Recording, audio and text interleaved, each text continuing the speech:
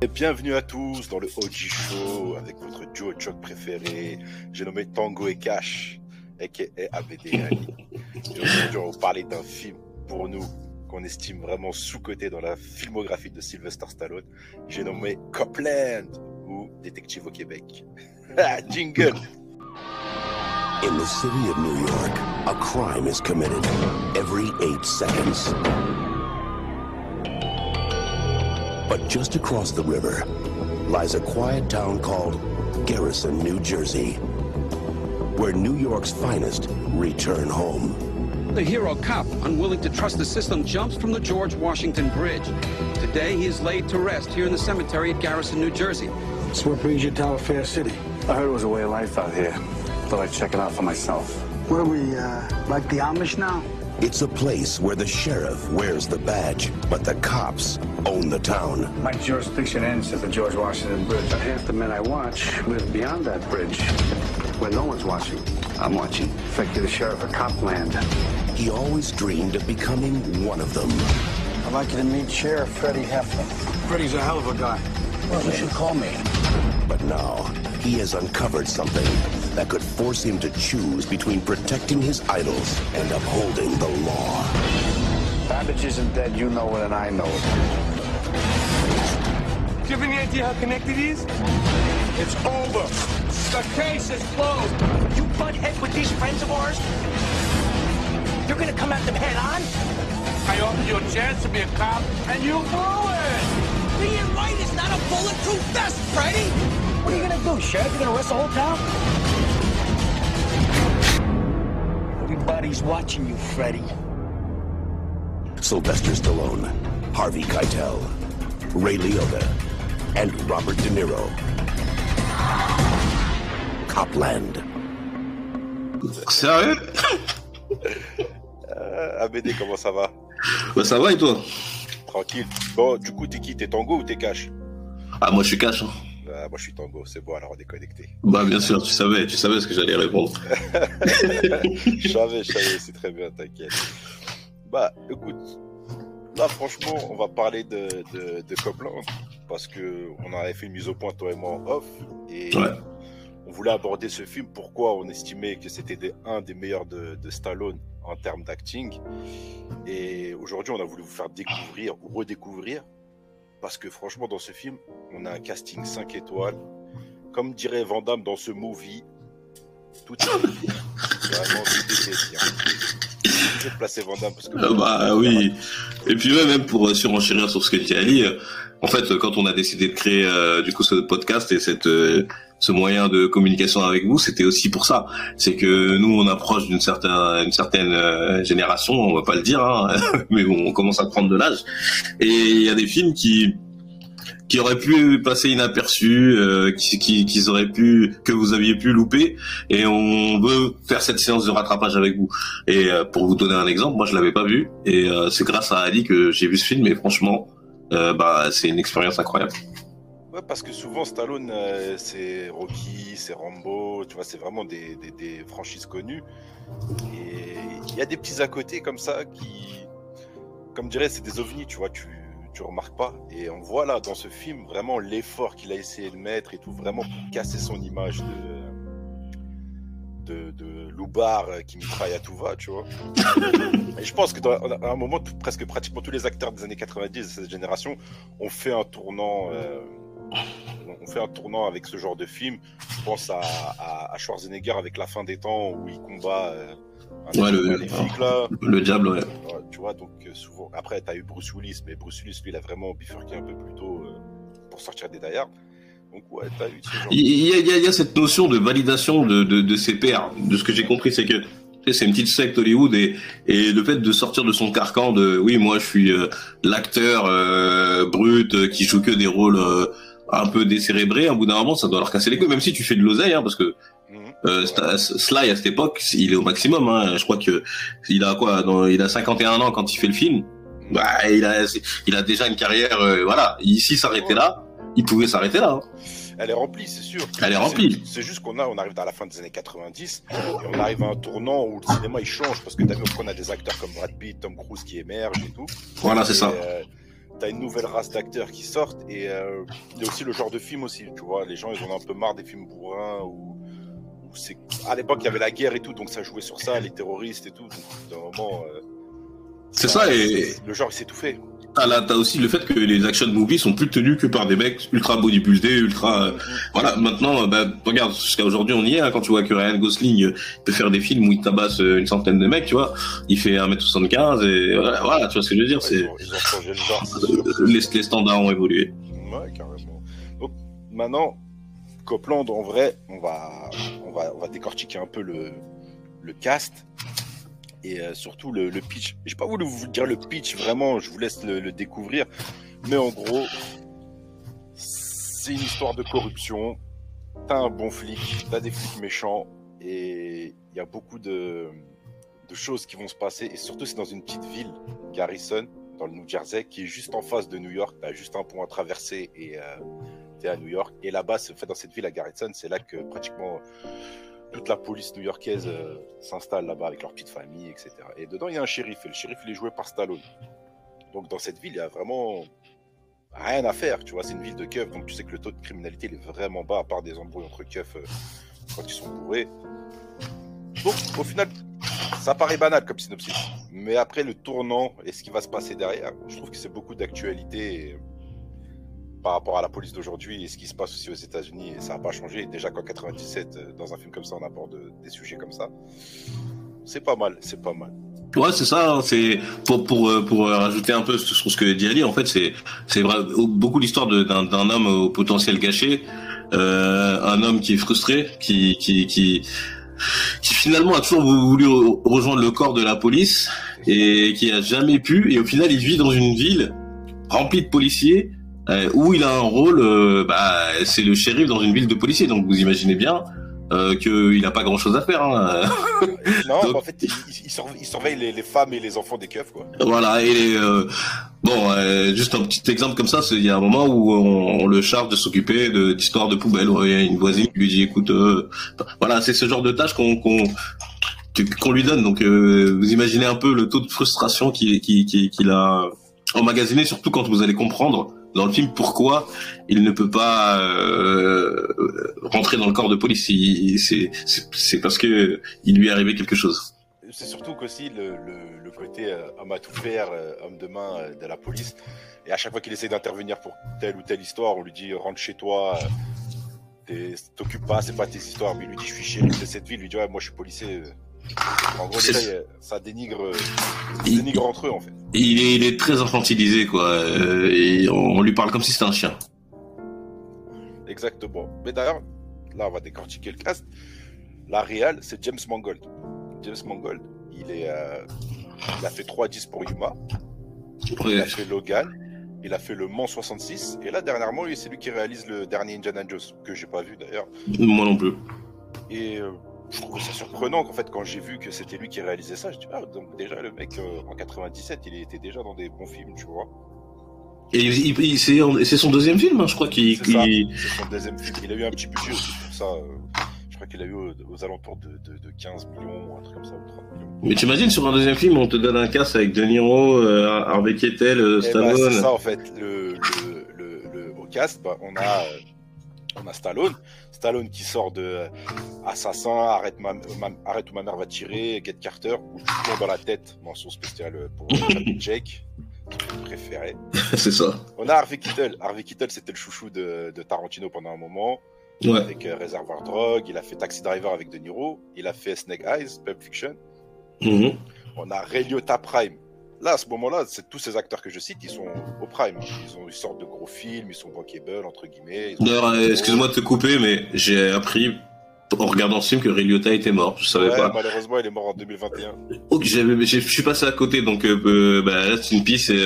Rip Ray Liotta, d'ailleurs, je trouve que il survole ce film. Il fait du Ray Liotta comme on aime. En fait, non, mais il est incroyable, Ray Liotta. C'est ce genre de cocaïnomane musique, j'aime beaucoup. Waouh, dans le film là, mais moi je suis persuadé qu'il tape pour de vrai. Hein.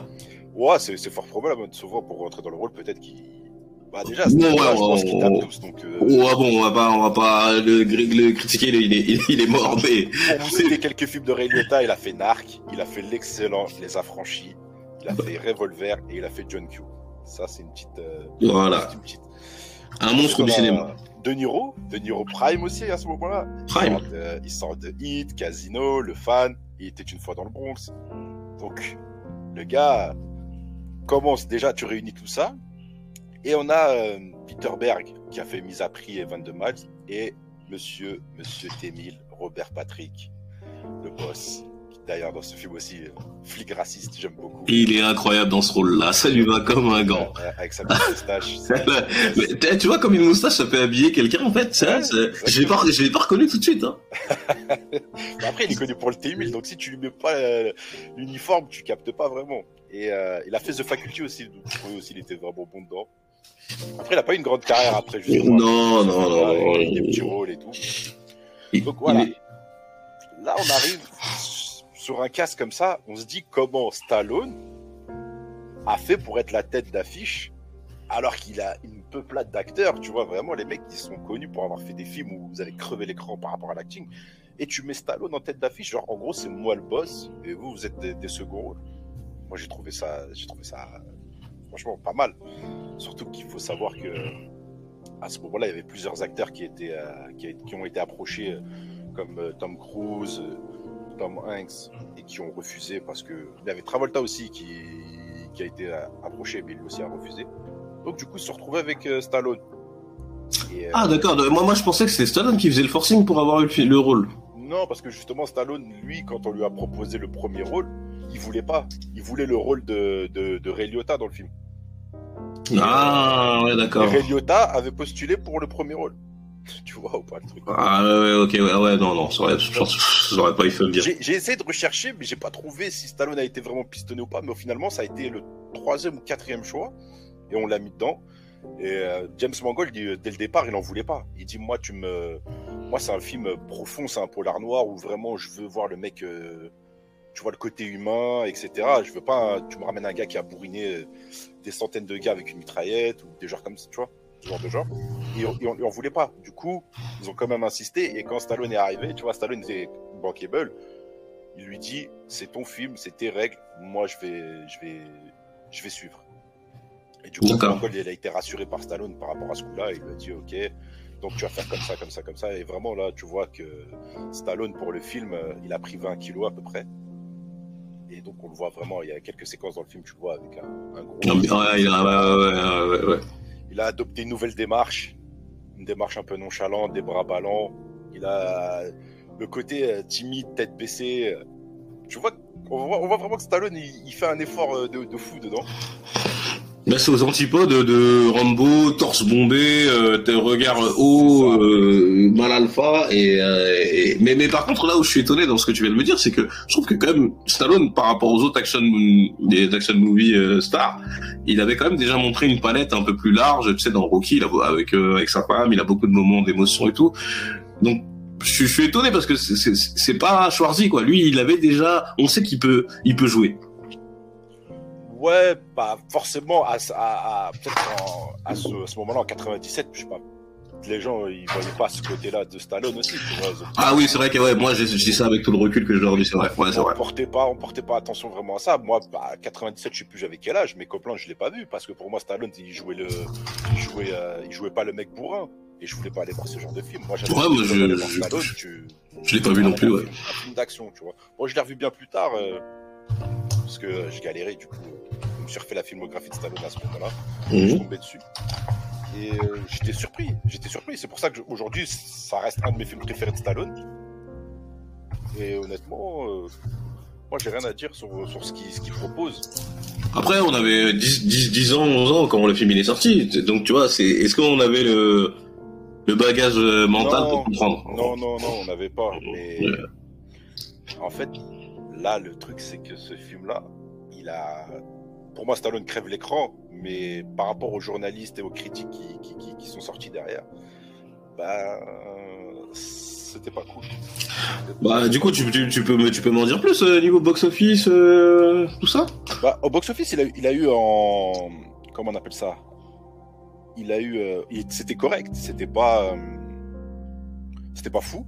Il a bien marché aux États-Unis.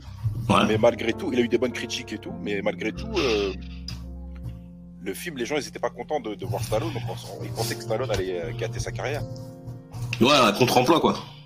C'est ça, contre-emploi. Ils disent bon, en gros, tout le monde est bien, mais c'est pas ce qu'on recherchait de Stallone. Et pour moi, tout le monde avait salué sa critique, mais le film, en fait, il a fait 44 millions, en gros. 44 millions, il a fait à peu près 500 000 en France. Donc au final, pour un budget... Ouais, il ramasse, hein. Bah, c'est clair. Mais en fait, pour moi, c'est un bon score. Il a fait un budget de 15 millions. Ouais, c'est rien. Il fait 44 millions, pour moi, c'est un bon score. Et sachant que la plupart des acteurs dedans, ils avaient baissé leur salaire. Ouais. Donc pour moi, il est dans une rentabilité. Et donc le film est un succès. Mais je sais pas pourquoi ça n'a pas marché, du pourquoi, du comment. Et d'ailleurs, tu sais que le film aurait pu être nommé... aurait pu concourir pour le Festival de Cannes. Mais à l'époque, Miramax, qui était tenu par Weinstein, il voulait pas remonter le film avec de meilleures séquences et tu vois le faire un peu plus long. Parce que je crois que le film, quand il est sorti, il faisait même pas 1 heure et quelques, tu vois. Et après la sortie DVD, il y a eu la Director's Cut et c'est là qu'ils ont rajouté des scènes du film. Ouais, il y a 11 minutes. Moi, j'ai regardé la Director's Cut, moi. Ouais, c'est maintenant, il y a que celle-là. C'est celle sortie au cinéma qui était plus court. À l'époque, le format cinéma, je crois que c'était 1 heure, 1 heure et demie, quoi. 1 heure et demie, 1h45, pas plus. Donc là, le film, il dure à peu près 2 heures. Mais ils n'ont pas voulu le... Et pour moi, je pense que s'il l'aurait mis au Festival de Cannes, il aurait eu une meilleure... Comment on appelle ça ? Il aurait un meilleur retour. Une meilleure réception critique, ouais. Parce que du coup, c'est pas un film qui a été primé ou oscarisé, rien, quoi. Non, même pas. Il n'y a aucune récompense. Mais je pense que s'il aurait été au moins au Festival de Cannes, la curiosité des gens, tiens, un film de Stallone au Festival de Cannes, qu'est-ce que ça donne ? Et là, il y aurait eu un meilleur buzz. Puis à l'époque aussi, tu n'avais pas les réseaux sociaux, donc si tu avais tel ou tel critique cinéma qui parlait de ce film, s'il disait il était pourri, il était pourri, t'allais pas le voir, quoi. Ça a influencé beaucoup. Aujourd'hui, maintenant, avec les réseaux sociaux, tout le monde s'improvise, entre guillemets, critique, donc tout le monde s'est fait son propre avis. Ouais, surtout que Stallone à Cannes, t'imagines, Stallone à Cannes, c'est 2 mots normalement qui vont pas ensemble, parce que à Cannes, il n'y a pas d'action movie, c'est le cinéma qui se veut un peu, tu sais, de la haute, film d'auteur. À l'époque, c'était beaucoup fermé, c'était comme les Oscars, c'était vraiment des films. Maintenant, aujourd'hui, dans les Oscars, ils ont ouvert 1 milliard de catégories. Ils ont même mis pour les films d'action, meilleure scène de combat, meilleure musique. Tu sais, ils ont ouvert plein d'autres catégories, mais avant, c'était vraiment fermé. Moi, je voulais attirer ton attention sur un truc qui m'avait étonné dans le film. Bon, c'est pas du tout du spoil. C'est un moment dans le commissariat, il y a du coup des ambulanciers qui vont déposer, qui vont donner leur version des faits sur un incident. Hein, je vous spoil pas. Et sur le banc, il y avait écrit Yellow betrays Blue. Ouais. Alors je sais pas pourquoi, mais ça m'a marqué parce que j'ai pas compris. Parce que je me suis dit Yellow betrays Blue. Yellow, est-ce que c'est les ambulanciers et tout? Donc j'ai mené ma petite enquête. Et en fait, c'est juste un code qui est utilisé apparemment dans le milieu de la police de New York pour dire que, en gros, alors attendez que je vais vous relire mes notes. Hein. La phrase Yellow betrays Blue est en fait un code utilisé par les personnages du film pour décrire la trahison et la corruption au sein de la police. Dans le contexte du film, Yellow fait référence aux officiers de police corrompus et Blue fait référence aux policiers honnêtes. Ainsi, la phrase Yellow betrays Blue signifie essentiellement que les officiers corrompus trahissent les officiers intègres. Ah, tu vois, moi, cette scène, pour moi, c'était le corps de l'ambulance. Tu vois, les ambulanciers, ils n'étaient pas dans le camp des keufs. Exactement. Yellow, parce qu'ils sont en jaune, orange. Donc moi, j'étais parti de ce principe-là. Mais j'ai peaufiné parce que je me suis dit, mais pourquoi ? Parce qu'au final, après, l'ambulancier d'ailleurs qui joue un rôle d'un inspecteur après dans la série Bosch, un excellent acteur, on le revoit plus, il y a plus d'interaction. Alors pourquoi lui avoir donné cette scène, etc. Et en fait non, c'était ce message-là, mais c'est un truc qui est codifié en fait dans la NYPD, NYPD, pardon, NYPD, ouais. Non mais par rapport aussi à la scène qu'il y a eu dans le pont, qu'on voit en scène d'ouverture, il s'est frité un peu un moment, tu vois, il s'est frité avec les keufs. Ouais. Du coup, ils sont quand même emmenés parce qu'ils sont battus, entre guillemets, avec des keufs. Tout à fait. Mais moi, quand je voyais ça, au début, j'avais pas tilté. Mais maintenant que tu me le dis, j'ai un flashback qui vient par rapport à la fin du film. Et on voit vraiment qu'il y avait 2 corps différents. Il y avait les policiers qui savaient que certains policiers étaient corrompus mais ne pouvaient rien faire, tu vois. Exactement. ils ont jusqu'à le maire dans leur poche, tu vois. Et c'est pour ça que la scène finale qui est incroyable, hein, on vous spoilera rien du tout, tu comprends mieux parce que tu vois un moment Sly, il y a un moment exactement et la mise en scène elle est vraiment, mais elle est magistrale. Franchement, je vous dis que j'ai rarement vu des scènes finales aussi réussies sans action, parce que moi je suis un bourrin de base. Là, il y a pas, c'est pas un film où vous allez voir des gunfights, je sais pas, mais la scène finale, elle est magistrale. C'est une des meilleures que j'ai vues. Et rien que pour ça, je vous encourage à voir le film. Allez jusqu'au bout parce que voilà, il y a un peu de longueur, mais faut aller au bout. C'est vraiment un polar noir. Vraiment, on est vraiment dans un film d'enquête et tout. Et la musique aussi, elle est super bien amenée. Exactement. De Howard Shore. Et justement, pour ce film-là, il était avec l'orchestre philharmonique de Londres. Et d'accord. Il est connu pour avoir fait plein de films, dont la trilogie du Hobbit, Twilight. Donc il est connu dans le game un peu, tu vois. Et on est en 97, et tu ramènes ce genre de gars qui aujourd'hui ont percé, c'est des références dans des films. C'est balèze. Et Mangold, je sais pas comment il a fait pour rappeler tout ça, mais aujourd'hui tu mets un cast comme ça, pour moi ça cartonne. Ça cartonne de fou. Non, mais la musique est dans le film. Il y a même un moment où le personnage de Freddy, donc Sly, Sylvester Stallone, hein, c'est Sly pour les intimes. Sly, à un moment, le chanteur de Zoo. Il met un vinyle de Bruce Springsteen, je sais pas quoi, donc un chanteur de Philadelphie, où la chanson, je peux pas rentrer dans les détails sans trop vous spoiler, et avec qui il écoute cette chanson, mais c'est blindé de références, c'est très intelligent, c'est du cinéma, voilà. Ouais, c'est les prises de vue, l'ambiance, certaines scènes comment elles sont tournées.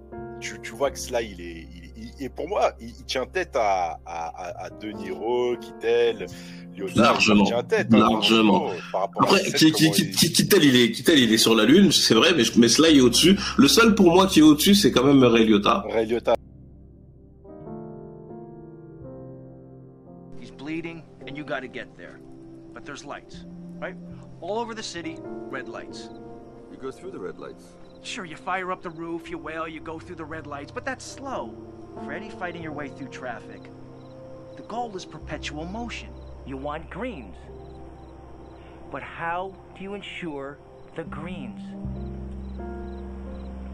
You can't. As in life, in traffic.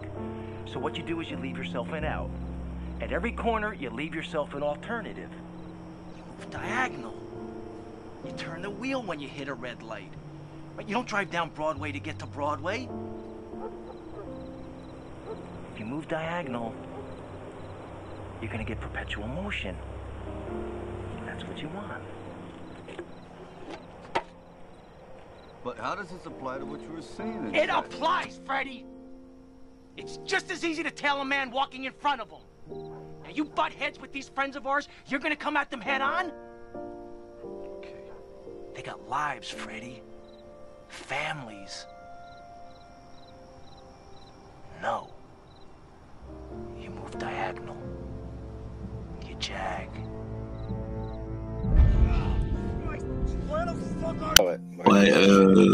Je pense qu'on peut. C'est impossible de faire mieux que ce qu'il fait. Il est tellement crédible. Mais Kittel, il est très bon en espèce de c'est compliqué de parler de lui sans spoiler, donc voilà. Tu penses un peu à Joe Pesci un peu, tu vois, il a exactement. Regard, et tu vois, il y a ce truc où moi j'aime bien les films qui me prennent pas pour un con. Ça veut dire que il y a plein de regards, parce que tu sais, on sait que dans la ville il y a des histoires d'adultère, etc. Il y a plein de regards qui vont jamais être expliqués textuellement dans le film, mais juste par des regards. Et moi j'aime bien quand les réalisateurs nous laissent comprendre que il t'a vu, il sait, et il y a plein de choses comme ça, et c'est de moins en moins exploité dans les films, parce que c'est même pour faire un parallèle qui a rien à voir, même dans les jeux vidéo, j'ai remarqué qu'aujourd'hui on va t'accompagner, même dans les films on va t'accompagner, où on a l'impression que tu vas pas comprendre, on va tu vas jouer dans un jeu où t'es perdu, t'as une voix qui va dire hey listen, right. Et ben là c'est dans les films Marvel, etc. Si le mec il fait une référence, il va l'expliquer. Et là, dans ce film, on te prend pas pour un imbécile. tout ce qui se passe autour, les regards, les sous-entendus sont pas expliqués. Mais tu le comprends. C'est à toi justement d'analyser. Exactement. On n'est plus dans cet accompagnement. En fait, il y a une scène et après à la fin on t'explique pourquoi il a fait ça. Voilà.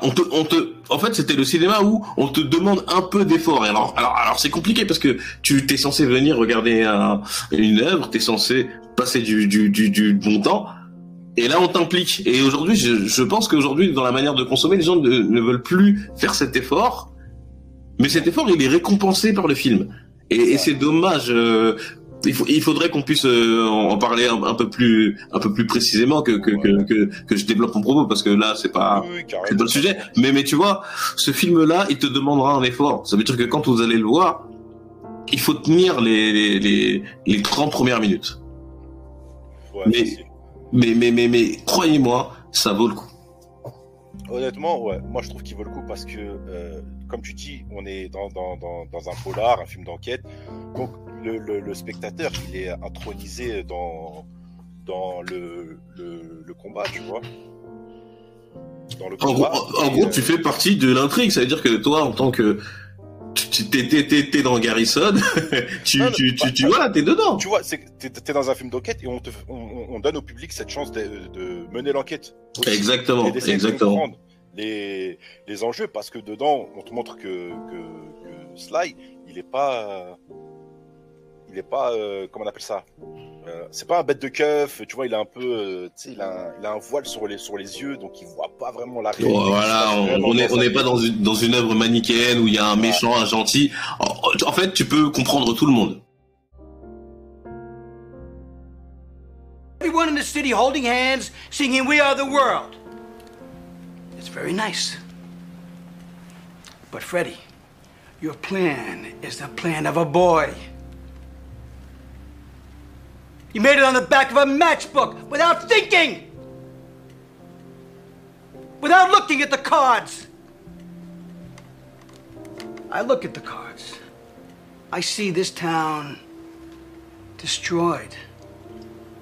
Now, that's not what you want, is it? I look at this town, and I don't like what I see anymore. Who the fuck do you think you are? The sheriff of Garrison, New Jersey. And be the sheriff! Defend this town! Protect these men!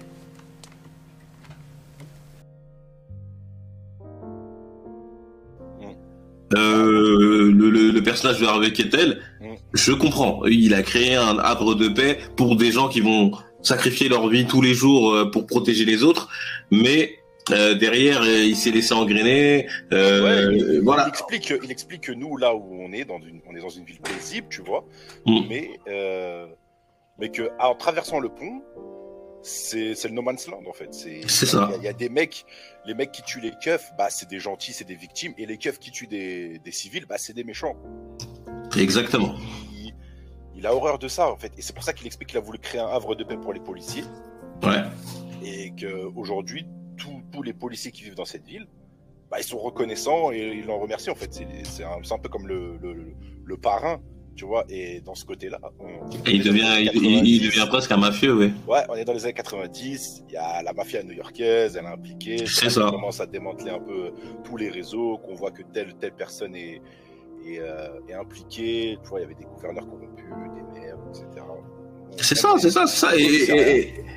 Et c'est une piste de réflexion sur le fait que le film n'a pas fonctionné, parce que déjà, le mythe du héros, il est complètement renversé dans ce film. Ça veut dire que on n'a pas de... Là, on est avec un héros. Le protagoniste principal, c'est un mec sourd d'une oreille il est même incapable de devenir policier, juste policier. Alors que d'habitude, on suit un inspecteur ou je sais pas.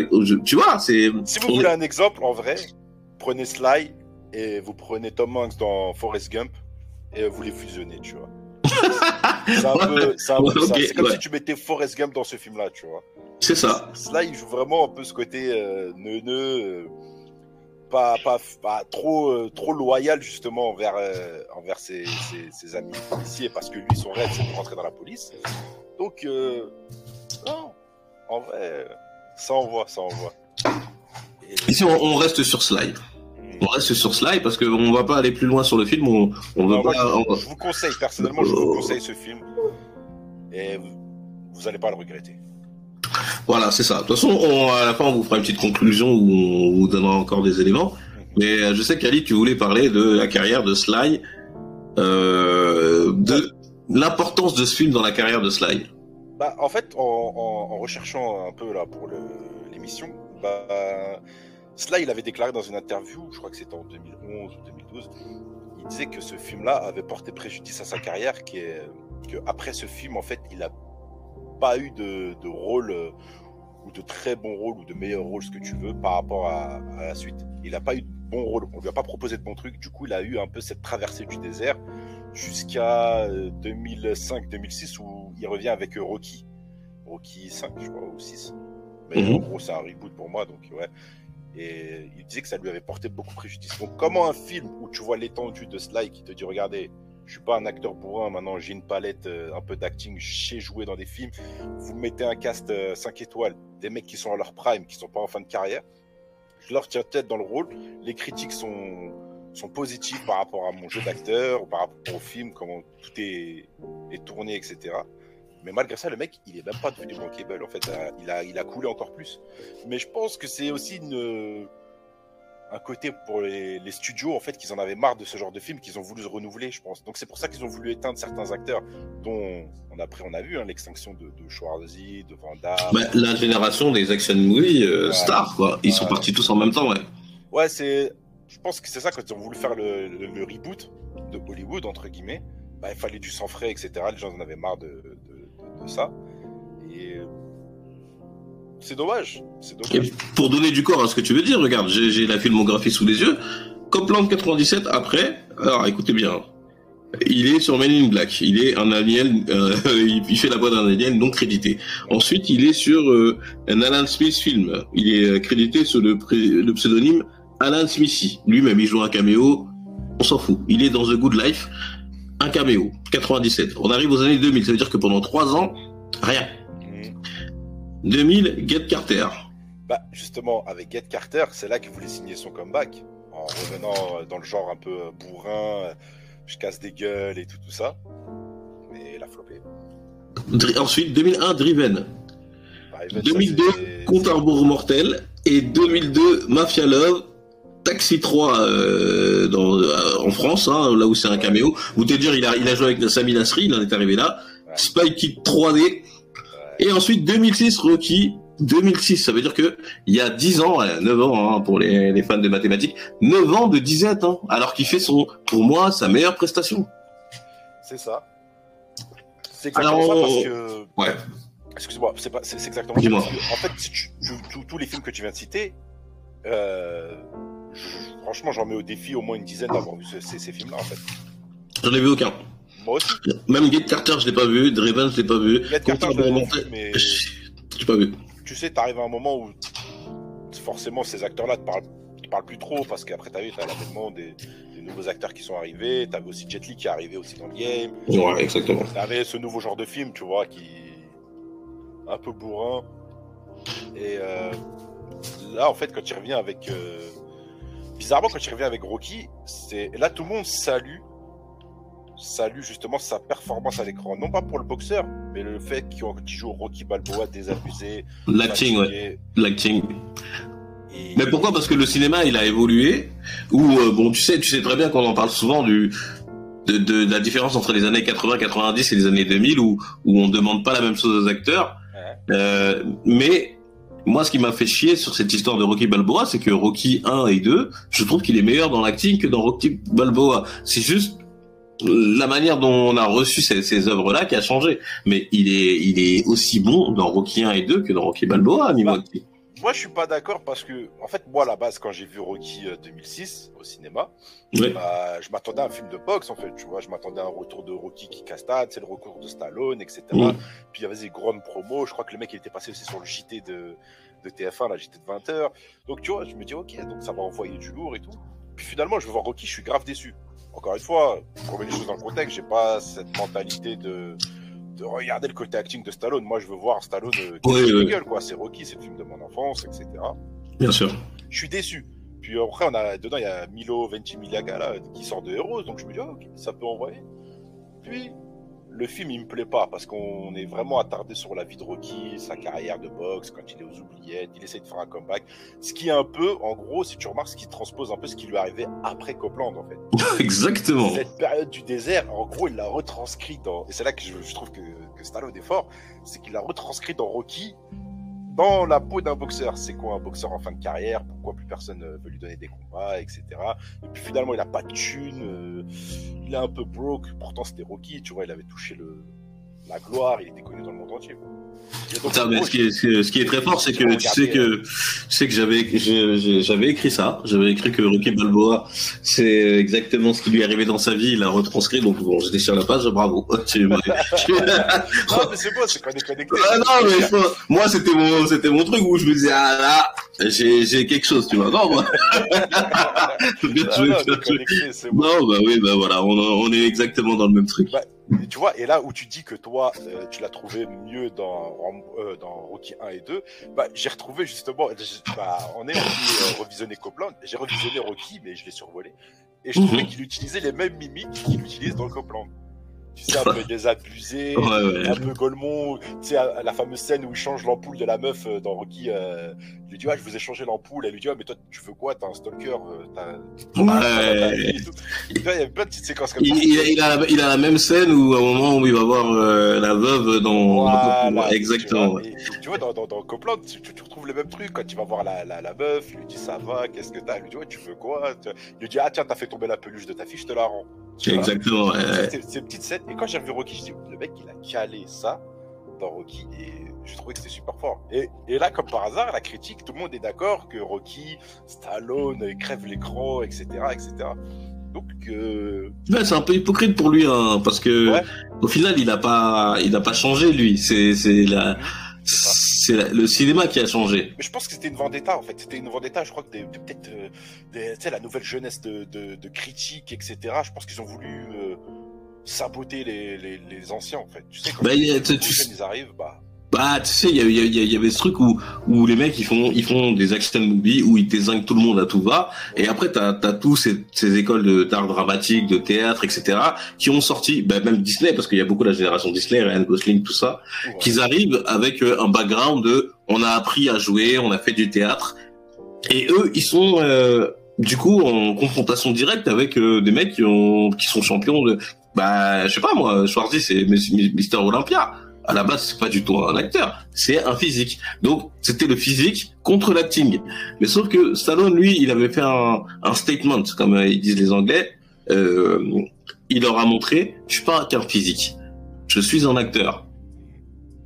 Mais c'est pas ça n'a pas été reçu comme ça. Ça a été reçu comme lui. Donc, il fait une presta qui est légendaire pour moi. Hein. Et la réception, c'est écoute, le film, c'est pas ce qu'on attendait. Il est tout mou, il tire sur personne.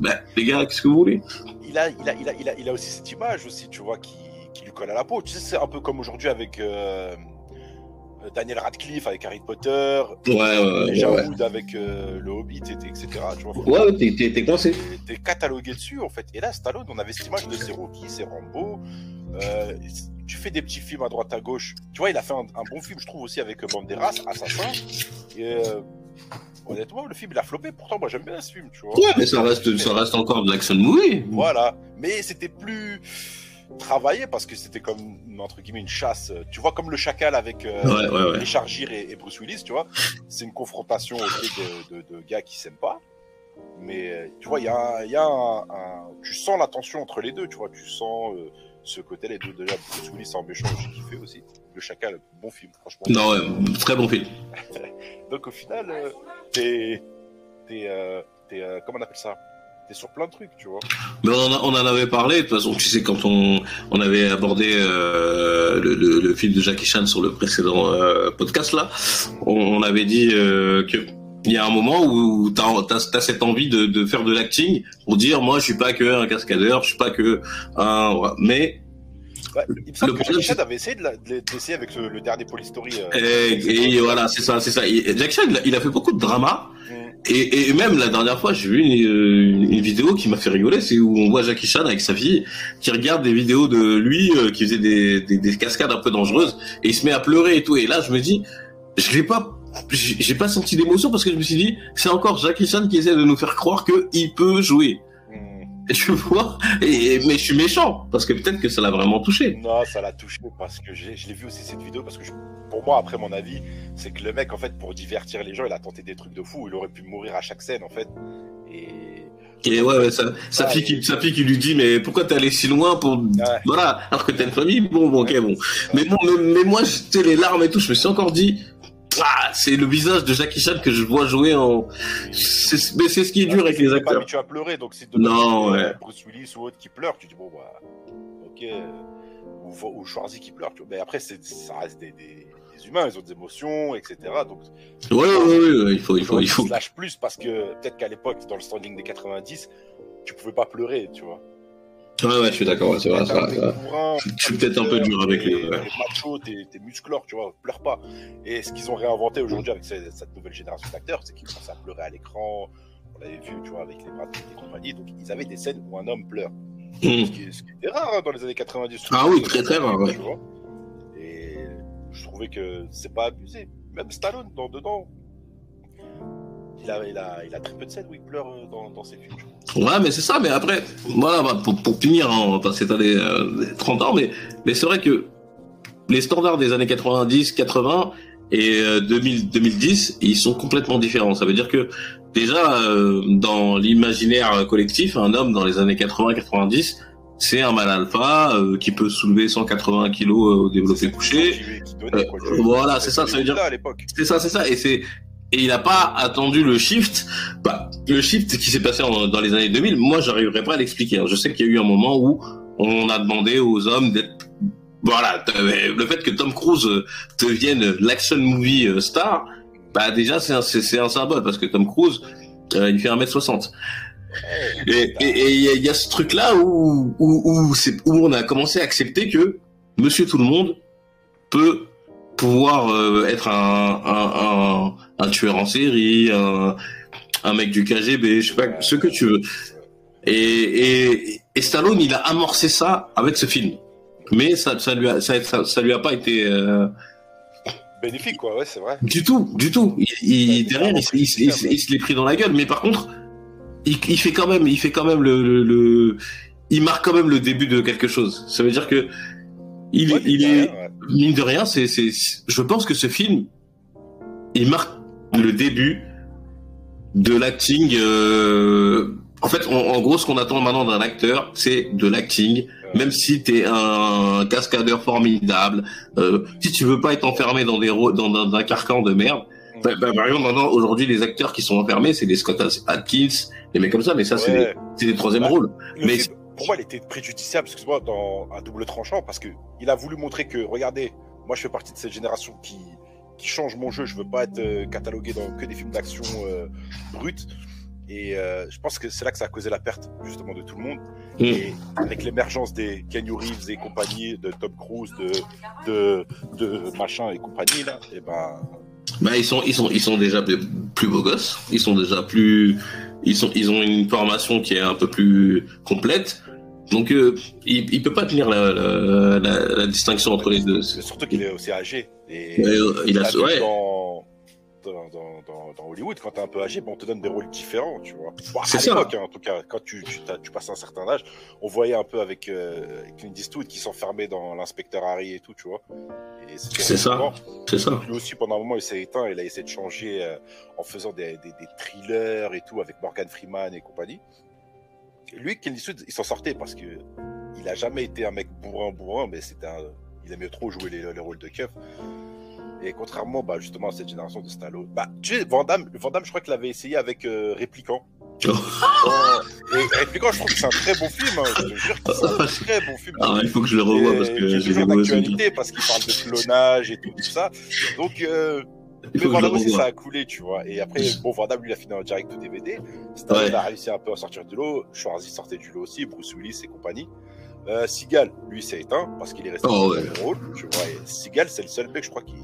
Si je comprends bien, avec Terrain Miné, avec son film politique sur l'écologique et tout. Ouais, ça non, n'a pas ouais. marché. Ça n'a pas marché. Donc voilà, ça c'était la fin de. Pour ça que regardez Copland. Et Bah écoute Ali, moi j'ai une question à te poser pour la fin. Si tu dois argumenter en quelques mots pour présenter le film, pour inciter les gens à regarder Copland, qu'est-ce que tu dirais? Franchement, vous serez surpris. Vous serez surpris, c'est un très bon film, on passe un bon moment, honnêtement. Il y a quelques séquences qui ont mal vieilli. Maintenant, voilà, on est en 97. Ouais, c'est vrai. Mais ce film, franchement, faut pas passer à côté. Si t'aimes bien ce côté-là, un peu corruption, style un peu à la Casino, les affranchis, je le mettrais dans le même genre. Copland est fait pour vous. Et tu le mets combien sur 10? Je lui mets un bon 7 sur 10. 7 sur 10, ok, d'accord. Écoutez, pas bah... 10, et je mets ouais, non, 10, ça existe pas. Il a des défauts, il y a certaines séquences, etc. Il y a des dialogues, pour moi aussi, qui apportent rien au film, comme un peu ce qui se fait aujourd'hui aussi, tu vois. Mais ouais, 7 sur 10. Et je souligne la presta de Stallone. Ouais, moi je lui mets 7,5. Je mets 7,5 avec... Ouais, il y a, on peut pas spoiler, mais il y a 2-3 trucs qui m'ont un peu étonné. Et si je devais vous vendre le film, moi je vous vendrais le film sur. Bah déjà, il faut se dire, hein, la distribution, elle est exceptionnelle. Hein, déjà, c'est pas tous les jours qu'on peut voir ces genres d'acteurs ensemble. Après, pour moi, il faut regarder pour la performance de Stallone aussi, parce que Stallone, pour moi, il n'a pas tant que ça de presta à ce niveau-là. Ensuite, moi tout ce qui va être corruption, ça me plaît. J'aime bien aussi la série The Wire. J'aime bien The Shield. Donc voilà, la réalisation elle est solide. Il y a vraiment aussi une exploration des héros et des anti-héros qui est de moins en moins palpable dans le cinéma d'aujourd'hui. Donc voilà, c'est pour ça que c'est tout ça me fait dire que il faut que vous regardiez le film. Prenez le temps et surtout soyez indulgents sur les premières minutes du film parce que ça part. Non, il est pas rushé à la fin. Voilà, il est pas rushé. Voilà. Pourquoi il a pas fait ci, pourquoi il a pas. Voilà, fait ça. C'est ça. C'est vraiment, il est bien ficelé, vraiment tout est en place. Et on a une ligne directive vraiment qui tient en haleine jusqu'à la fin, quoi. C'est ça. Il faut pas rester sur le cinéma d'aujourd'hui où tout va un peu vite ou si ça va pas assez vite, on vous fait une trilogie. Non, là, c'est un film qui va prendre son temps, qui va vous demander un peu de réflexion, mais même pas beaucoup. C'est pas grand chose. Prenez le temps, vous allez voir. Si vous êtes habitué à regarder des films de merde, franchement, celui-là il va sortir du lot. Bah, exactement. Voilà. Moi, c'est tout pour moi. Ouais, bah, pareil. Non, voilà. Ça m'a fait plaisir d'animer cette émission, surtout pour un film qu'on aime bien. Et j'espère qu'il va vous plaire et faites-nous votre retour après avoir écouté le podcast. C'est ça, une fois que vous avez vu le film, n'hésitez pas sur Facebook et sur Spotify, Apple Podcast, mettez des commentaires, dites-nous si vous avez apprécié, quelle a été votre impression sur la performance de Sly et bah écoutez, on se voit très bientôt, prenez soin de vous et surtout continuez de regarder des films. Voilà, ciao, salut. Ciao, salut. Excuse me, Mo. I apologize. I'm sorry for rushing in like this, but you were right. They tried to kill him like you said, but he got away. Now he's running through the woods. He's like a scared animal. He's scared. You know to what? death. That mother should be scared. His uncle got this case closed with one phone call. Look, I'm sorry it took so long for me to come around, but you were right. I couldn't see the truth like you said. The evidence, my loyalty, they were confused. They never give you any napkins in this place. What am I supposed to use? You want this? What is this? You came to me, to my town, with all these speeches, and you're talking about doing the right thing, and I'm doing the right thing. What's going on? What are you doing? That was like 2 weeks ago. 2 weeks ago?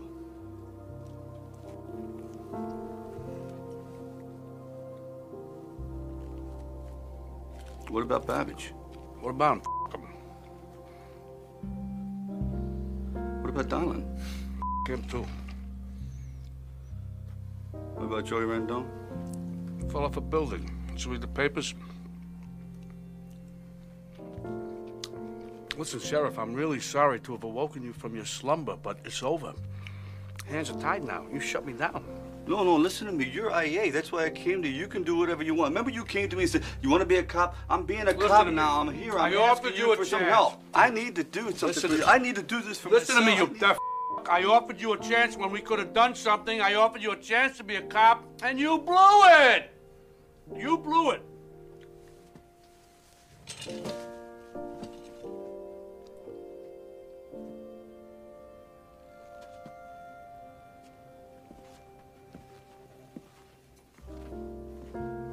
People are all the same.